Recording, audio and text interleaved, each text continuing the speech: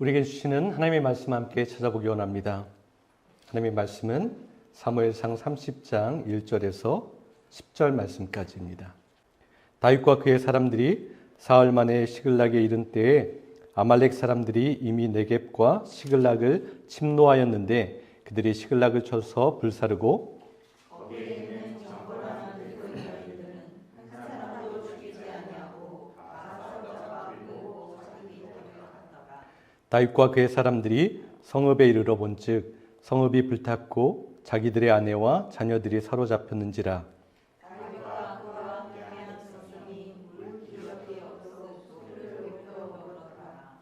다윗의 두 아내 이스라엘 여인 아히노암과 갈멜 사람 나발의 아내였던 아비가일도 사로잡혔더라. 백성들이 자녀들 때문에 마음이 슬퍼서 다윗을 돌로 치지 않으니 다윗이 크게 다급하였으나 그의 하나님 여호와를 힘입고 무기를 얻었더라. 다윗이 아히멜렉의 아들 제사장 아비아달에게 이르되 원하건대 에봇을 내게로 가져오라.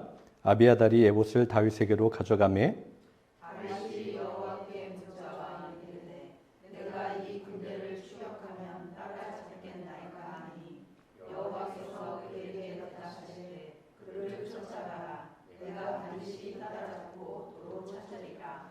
이에 다윗과 또 그와 함께한 600명이 가서 보올 시내에 이르러 뒤떨어진 자를 거기 머물게 했으되 곧 피곤하여 보올 시내를 건너지 못하는 200명을 머물게 했고 다윗은 400명을 거느리고 쫓아가니라. 브롱스에 있는 노인 아파트를 이번 주에 제가 방문했습니다. 문을 열고 들어갔더니 그 테이블 위에 약병만 한 20개 이상이 이렇게 올려져 있었어요. 소파에 누워 계시던 나이 많은 노인분께서 제가 이렇게 파란색 유니폼을 입고 들어가니까 제가 방문 그 간호사라고 생각하셨는지 저에게 이렇게 하소연을 하십니다. 머리도 아프고 팔도 아프고 다리도 아프고 배도 아프고 여기저기 다 아프다고 저에게 이야기하시는 거예요.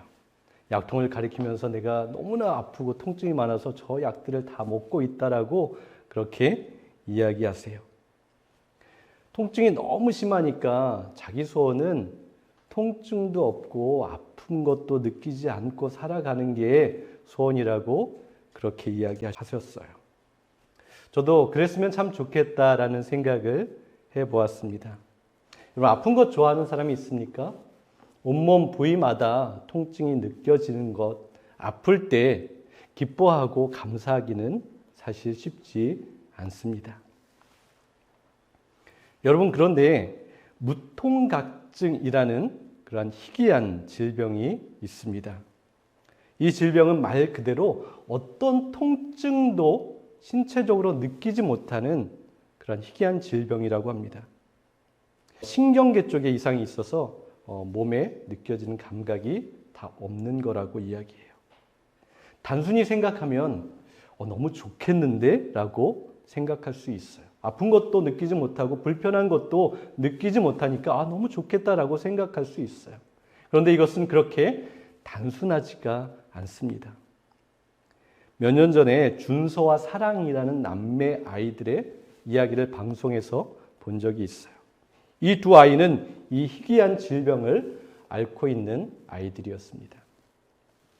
이 아이들은 고통뿐만 아니라 차가운 것, 뜨거운 것도 전혀 느끼지 못하고 알지 못하는 아이들이에요. 뾰족한 것에 살이 찢어져서 피가 나는데도 그것을 알지 못합니다. 뜨거운 물이 살갗에 떨어져서 빨갛게 되고 그 피부가 벗겨지는데도 그것을 알지 못해요. 손톱에서 피가 날 때까지 살점을 깨물고 피가 나는데도 그 고통을 알지 못합니다. 사랑이라는 아이는 2년 동안 12번이나 발목이 부러졌다고 합니다. 부러진 채로 아이가 걸어가고 있어요. 기부스를 오랜 시간 하고 있다가 그것을 풀었는데 그 아이의 뒷 발꿈치가 썩어 들어가고 있었어요. 그런데 아이는 고통을 느끼지 못합니다. 이 아이들을 보면서 부모가 눈물을 흘리면서 이런 말을 합니다. 우리의 소원은 아이들이 단 한 번만이라도 고통을 느끼는 겁니다. 라고 그렇게 이야기해요. 아이들이 고통을 느껴야, 아이들이 아픈 것을 알아야 스스로를 지키고 보호할 수 있는데 그것을 느끼지 못하니까 자기가 죽어가는지도 모르고 그렇게 살아갑니다. 라고 근데 말을 잊지 못했습니다. 여러분, 우리도 아픈 것을 그렇게 좋아하지 않아요. 아픈 것을 싫어합니다. 내 몸에서 느껴지는 불편하고 불쾌한 그러한 느낌과 통증들을 좋아하는 사람이 없어요. 그런데 우리 몸 각 부위에서 우리에게 통증을 주고 아픔을 주는 것은 우리를 좋지 않게 하는 것이 아니라 반대로 우리를 살리고 우리를 보호하는 그러한 놀라운 축복을 하나님께서 우리에게 허락하신 것이 고통이고 통증인 거예요. 하나님께서 우리에게 주시는 고난과 시련도 이와 동일합니다. 우리는 살아가는 인생의 모든 날 동안에 그런 순간에 고난도 없고 시험도 없고 징계도 없으면 참 좋겠다라고 생각할 때가 많이 있어요. 그런데 여러분, 통증을 느끼지 못하면 내가 죽는지도 모르고 그렇게 잘못되어 나아가는 것처럼 우리가 고난이 없으면 내가 죽는지도 모르고 하나님의 뜻 가운데 살아가지 않는 것도 모르고 잘못된 길로 나아갈 수밖에 없다고 우리에게 말씀하세요. 하나님께서 우리를 진정으로 사랑하시기 때문에 때로 우리에게 고난도 허락하시고 시련도 주시고 또 우리가 하나님의 뜻 가운데 살아가지 못하고 잘못된 죄악과 악함으로 나아갈 때 하나님께서 우리를 때로 징계하시고 책망하시기도 하십니다. 우리는 징계라는 말을 들으면 좀 부정적인 그런 느낌을 받을 때가 있어요. 징계를 좋아하는 사람은 없습니다. 그런데 여러분, 성경에서 하나님의 징계를 이야기할 때는 언제나 선하고 아름답고 좋은 것이라고 선포합니다. 왜냐하면 하나님의 징계는 그 안에 하나님의 크신 사랑이 기초가 되기 때문에 그렇습니다. 우리를 사랑하시기 때문에 그런 거예요. 우리가 잘 되기를 원하시는 하나님의 마음이 거기에 담겨 있습니다. 요한계시록 3장 19절을 보세요. 나는 내가 사랑하는 자일수록 책망도 하고 징계도 한다. 그러므로 너는 열심을 내어 노력하고 회개하라. 히브리서 12장 6절에서 11절 말씀을 한번 보세요. 좀 긴데 우리 한번 같이 읽어보도록 하겠습니다. 함께 읽겠습니다. 주님께서는 사랑하시는 사람을 징계하시고 받아들이시는 아들마다 채찍질하신다. 징계를 받을 때에 참아내십시오. 하나님께서는 자녀에게 대하시듯이 여러분에게 대하십니다. 아버지가 징계하지 않는 자녀가 어디에 있겠습니까? 받은 징계를 여러분이 받지 않는다고 하면 여러분은 사생아이지 참 자녀가 아닙니다. 우리가 육신의 아버지도 훈육자로 모시고 공경하거든 하물며 우리 영적인 아버지께 복종하고 살아야 한다는 것은 더욱더 당연한 일이 아니겠습니까? 육신의 아버지는 잠시 동안 자기들의 생각대로 우리를 징계하였지만 하나님께서는 우리를 자기의 거룩하심에 참여하게 하시려고 우리에게 유익이 되도록 징계하십니다. 무릇 징계는 어떤 것이든지 그 당시엔 즐거움이 아니라 괴로움으로 여겨지지만 나중에는 이것으로 훈련받은 사람들에게 정의와 평화로운 열매를 맺게 합니다. 징계가 뭐라고 하십니까? 하나님의 사랑이라고 말씀하시고 하나님께서 우리가 더욱더 거룩하고 정의롭게 살아가게끔 하시기 위해서 우리에게 주시는 것입니다. 그리고 평화와 화평, 하나님께서 기뻐하시는 열매를 징계 가운데서 맺을 수 있다라고 말씀하세요. 그러면 다윗은 블레셋 군대와 함께 동참해서 이스라엘과 전쟁을 하는 곳에 출정할 수밖에 없었어요. 그때 하나님께서 어떻게 하셨죠? 다윗과 그 군사들을 하나님의 은혜 가운데 거기에서 빼내주셨습니다. 어떻게 해도 빠져나갈 수 없는 그 상황에서 하나님의 은혜만이, 하나님의 놀라운 사랑만이 그들을 건져내셨습니다. 사무엘상 29장 11절을 보세요. 이에 다윗이 자기 사람들과 더불어 아침에 일찍 일어나서 떠나 블레셋 사람들의 땅으로 돌아가고 블레셋 사람들은 이스라엘로 올라가니라. 다윗은 하나님의 은혜로 그 위기에서 탈출했습니다. 자기 집으로 돌아오는 그 순간까지도, 그런데 다윗은 하나님의 전적인 은혜와 하나님의 도우심을 완전히 깨닫고 있지 못하고 있어요. 알지 못하는 상태에 있음을 우리가 보게 됩니다. 다윗은 그저 자기의 임기응변이 잘 작동했다라고 생각하고 있어요. 자신의 말솜씨와 블레셋 왕을 내 편으로 만들었다라는 그 자신감이 가득 찬 상태로 그는 있어요. 그것을 볼 수 있는 장면이 있습니다. 먼저 28장 1절에서 2절 말씀을 보세요. 블레셋군이 이스라엘을 치려고 동원력을 내린 때였다. 아기스가 다윗에게 일렀다. 그대는 부하를 거느리고 우리 대열에 끼어 같이 출전하게 될 터이니 그리하시오. 다윗이 알았습니다. 분부만 내리시면 그대로 하겠습니다 하고 선뜻 대답하자 아기스는 다윗에게 그렇다면 나는 장군을 나의 종신 호위 대장으로 삼겠소 하였다. 그리고 29장 8절도 한번 보세요. 다윗이 아기스에게 항의하였다. 내가 잘못한 일이 무엇입니까?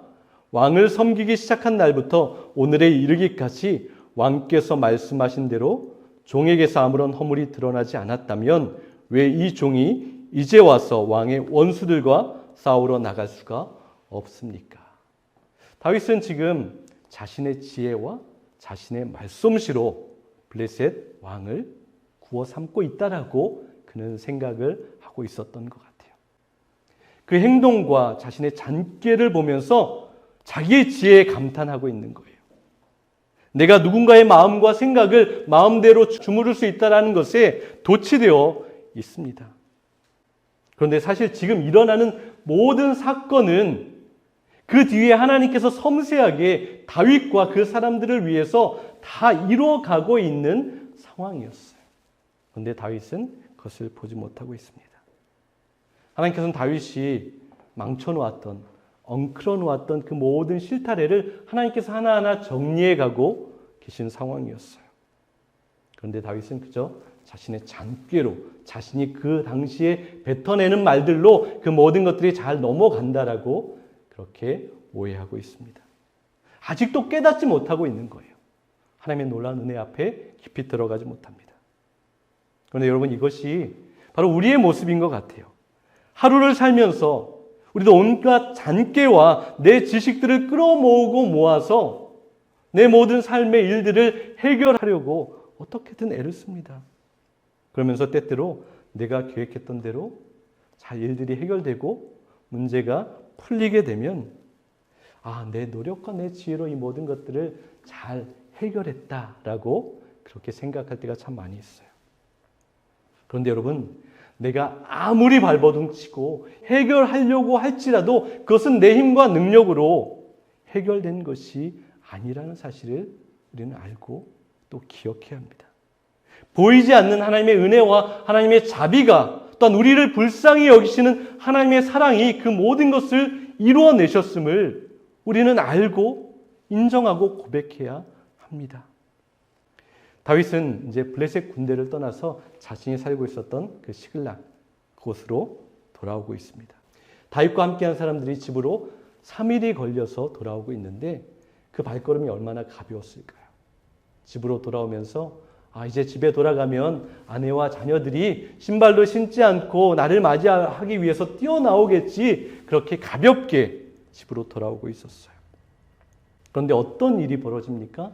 저기 멀리 보이는 나의 성, 나의 마을, 나의 집이 화염에 휩싸여서 연기가 나고 있는 것이 보입니다. 숨이 헐떡이도록 아주 급하게 달려갔을 거예요. 도착해서 보니까 아말렉 사람들이 이미 쳐들어와서 자신들의 집과 성을 다 불태워버리고 자신들의 전 재산을 다 빼앗아가고 또 모든 사람들, 아내와 자녀들, 그 성에 있는 모든 사람들을 다 사로잡아서 노예로 끌고 가 버리고 말았습니다. 4절을 보세요. 다윗과 그의 부하들은 목 놓아 울었다. 모두들 더 이상 울 힘이 없이 지칠 때까지 울었다. 그들이 지금 일어난 그 현실 앞에서 정말 어찌할 수 없어서 울고 또 울고 더 이상 울 힘이 없을 때까지 울었다라고 이야기하고 있어요. 영적으로 잠들어 있었던 다윗, 하나님께서 그를 이제는 흔들어 깨우고 계십니다. 영적인 민감함을 잃었던 다윗에게 하나님께서 큰 소리로 소리치고 계십니다. 하나님께서 일하고 계심을 인정하고 알지 못하고 있었던 다윗을 하나님께서 깨닫게 하시고 다윗에게 고난을 허락하고 계시는 거예요. 그에게 크나큰 통증을 안겨주셨습니다. 하나님께서 다윗이 싫어서 그에게 이러한 고통과 아픔을 주셨습니까? 다윗을 귀하게 여기시기 때문에, 자녀와 같이 사랑하시기 때문에, 그가 올바른 길로 돌아오기를 원하시기 때문에 하나님께서 이 고난과 시련을 허락하셨어요. 깊은 잠에서 깨어나라고 하시는 거예요. 여러분, 고통과 고난, 하나님의 징계는 성령님을 통해서 우리를 깨어나게 하고 우리를 정결하게 하고 하나님 앞에 다시 한번 서게 만드시는 그러한 하나님의 은혜입니다. 다윗과 함께 했던 사람들에게 주셨던 고난과 징계 가운데서도 그런데 하나님은 은혜를 잊지 않으셨어요. 그들을 징계하시는 가운데서도 하나님의 사랑이 나타납니다. 2절을 한번 보세요. 여자를 비롯하여 그 성읍 안에 있는 모든 사람을 어린아이나 노인 할 것 없이 사로잡아 한 사람도 죽이지 않고 끌고 갔다. 그들이 포로로 잡혀가긴 했지만 하나님의 은혜가 그들의 악함을 제어하셨어요. 그들을 죽이지 않고 그들이 끌려가게끔 하나님의 그 시련과 징계 가운데서도 은혜를 베푸십니다. 여러분, 하나님은 우리에게 시험을 주세요. 아픔과 어려움을 주십니다. 그런데 말씀에서도 기록한 것처럼 우리가 감당할 시험을 주시고 그 어려움을 주실 때 우리가 그것을 충분히 감당할 수 있게 하시는 분이십니다. 때로 우리의 허물과 죄악으로 말미암아 우리를 징계하실 때에도 그렇습니다. 우리를 단지 아프게 하고 멸망시키기 위해서 우리를 징계하지 않으세요. 우리를 고치시고 회복하시기 위해서 더 올바른 길로 나아가게끔 하시기 위해서 우리를 징계하시는 분이십니다.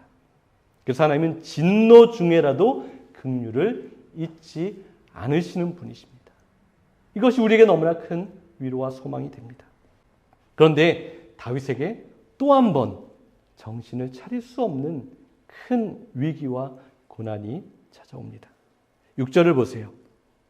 군인들이 아들, 딸을 잃고 격분해서 다윗을 돌로 쳐 죽이자고 수군거렸다. 다윗이 크게 다급하였다. 그러면 지금 돌로 다윗을 쳐 죽이려고 수군거리는 사람들, 마음을 모으는 사람들이 어떤 사람들입니까? 그게 원수가 아니에요. 아무 소망이 없이 다윗을 찾아왔을 때 그들을 거둬주었던, 다윗이 그들에게 도움을 주었던 사람들이었어요. 함께 먹고 함께 굶고 함께 울고 함께 웃었던 그러한 사람들이었어요. 전쟁터에서 서로의 목숨을 내어주면서 서로를 지켜주었던 사람이었습니다. 다윗의 신실한 추종자들이었어요.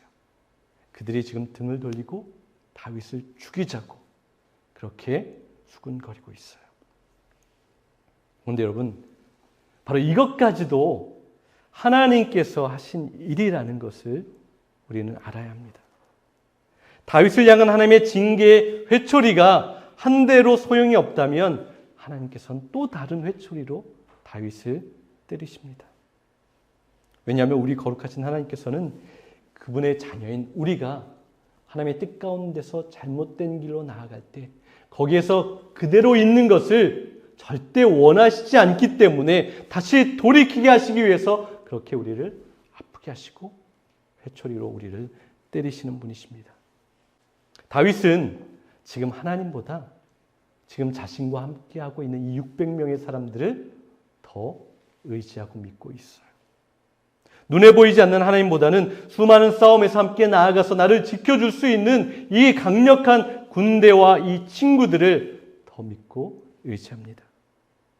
자기를 위해 목숨을 던져줄 거라고 믿는 사람들에게 둘러싸여 있는 것이 안전하다라고 생각해요. 그런데 그가 아까 그렇게 생각했던 사람들이 자기를 지키는 것이 아니라 자기를 향해서 이제 돌을 던지겠다라고 그렇게 공격해 옵니다. 그때 다윗이 다급했다라고 이야기하잖아요. 정신이 번쩍 들었어요.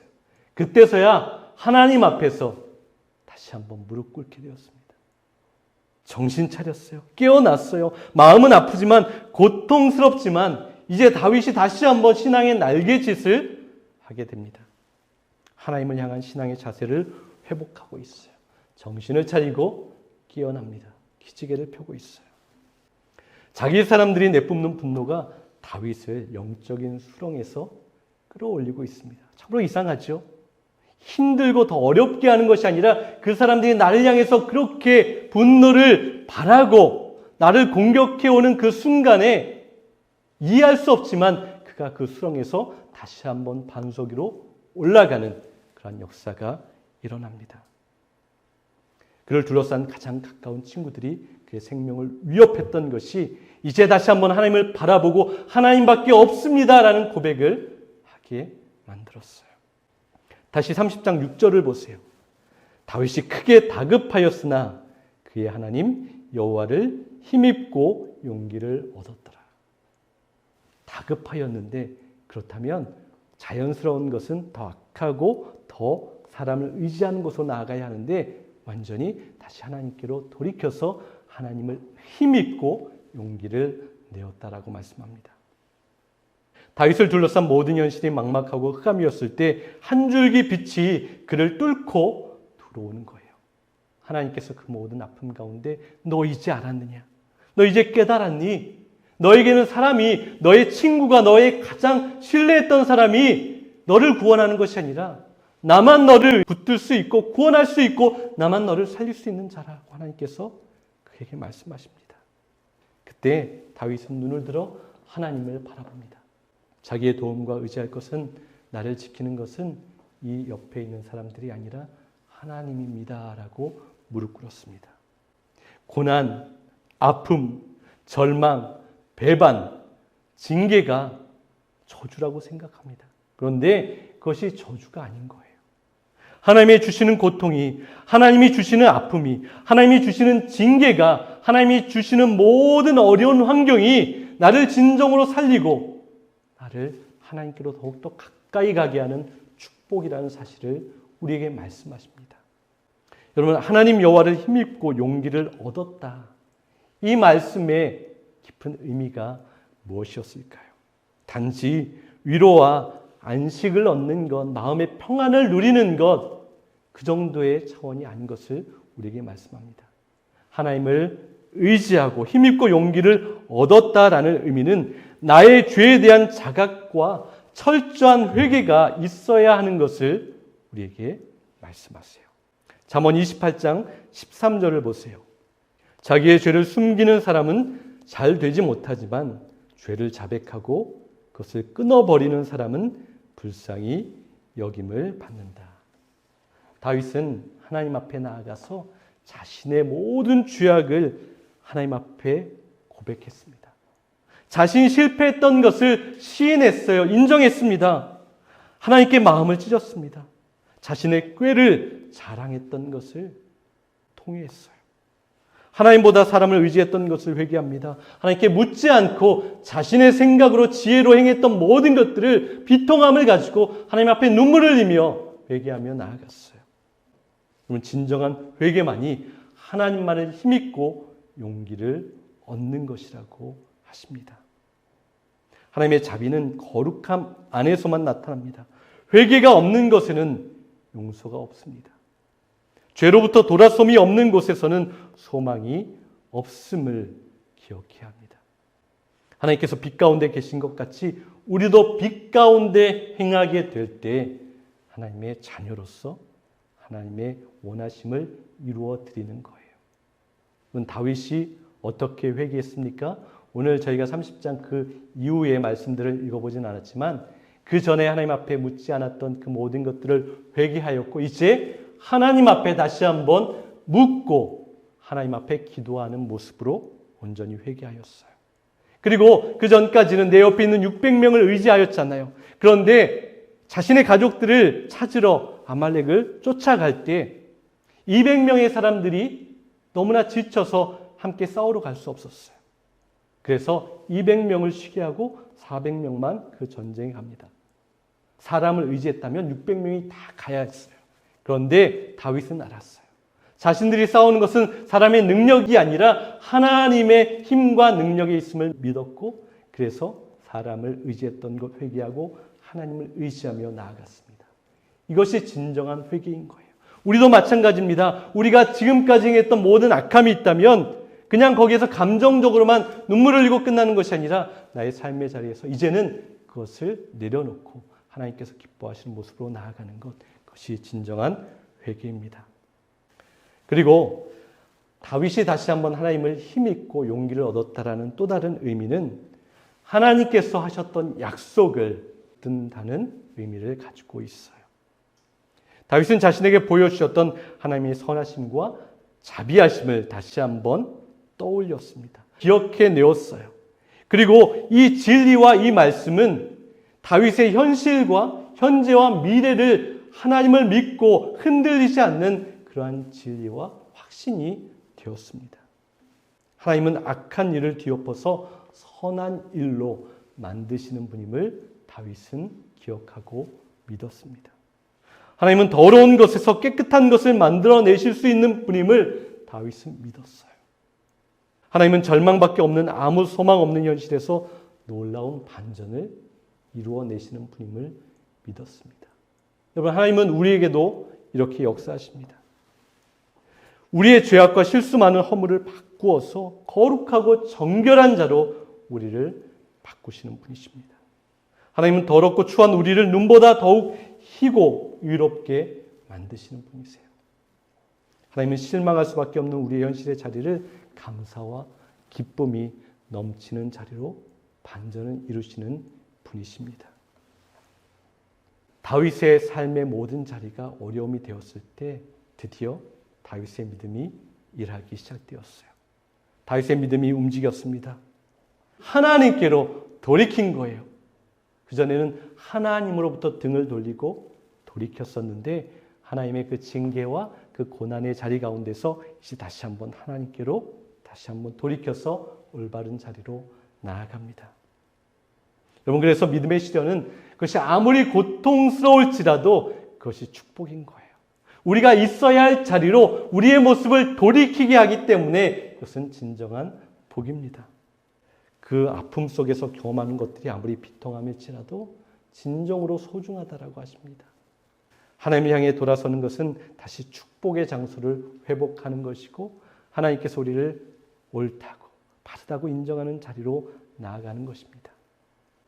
다윗은 시글락의 폐허가 된 자신의 집 앞에 있는 것이 축복이었습니다. 다윗은 그렇게 믿었던 사람들에게 둘러싸여서 돌에 맞을 뻔한 것이 진정한 축복이었어요.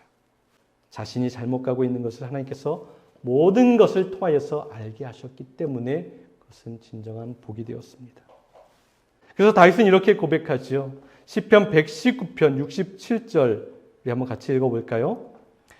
내가 고난을 당하기 전까지는 잘못된 길을 걸었으나 이제는 주님의 말씀을 지킵니다. 이것은 다윗의 고백만 되는 것이 아니라 저와 여러분의 고백이 되어야 합니다. 저와 여러분의 고백과 저와 여러분의 기도가 되기를 간절히 소망합니다.